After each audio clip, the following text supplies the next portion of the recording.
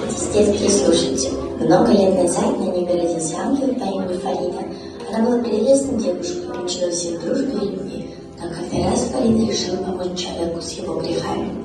Братья не оценили такой поступок. После того, как люди покинули небо, о них сложилось плохое мнение. Тогда ангел ушел из небесного царства и самостоятельно отправился на землю. Но Фарида переоценила свои силы и с тех пор находится в белом лесу, прикованная смертными грехами, не в силах помочь даже себе. Когда мы вырастем, мы обязательно поможем Фариде.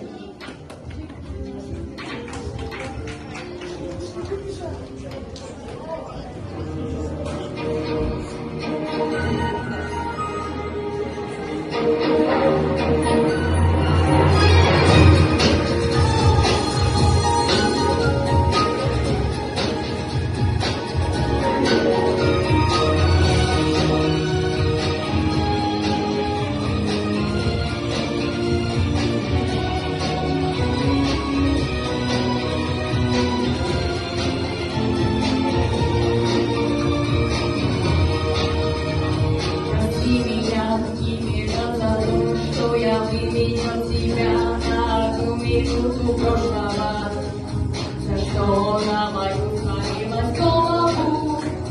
Внезапно я это Анастасия,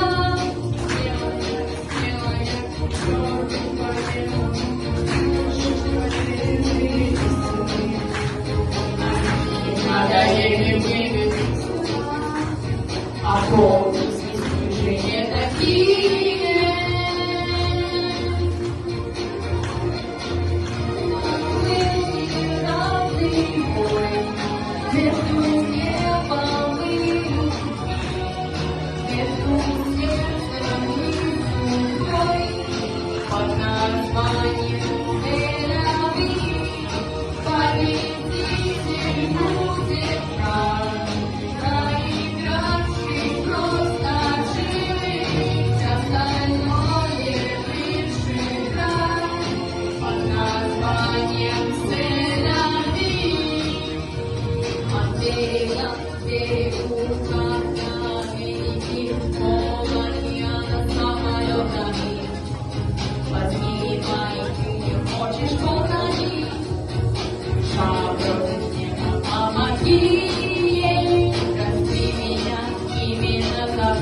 Что я видел на ту минуту прошлого, за что на мать свалилась голову. Внезапно я это Анастасия. Это был неравный бой между небом и людьми, между сердцем и душой. Под названием Тель-Авив победитель музыка, проигравший просто жить, остальное лишь игра. Под названием Тель-Авив.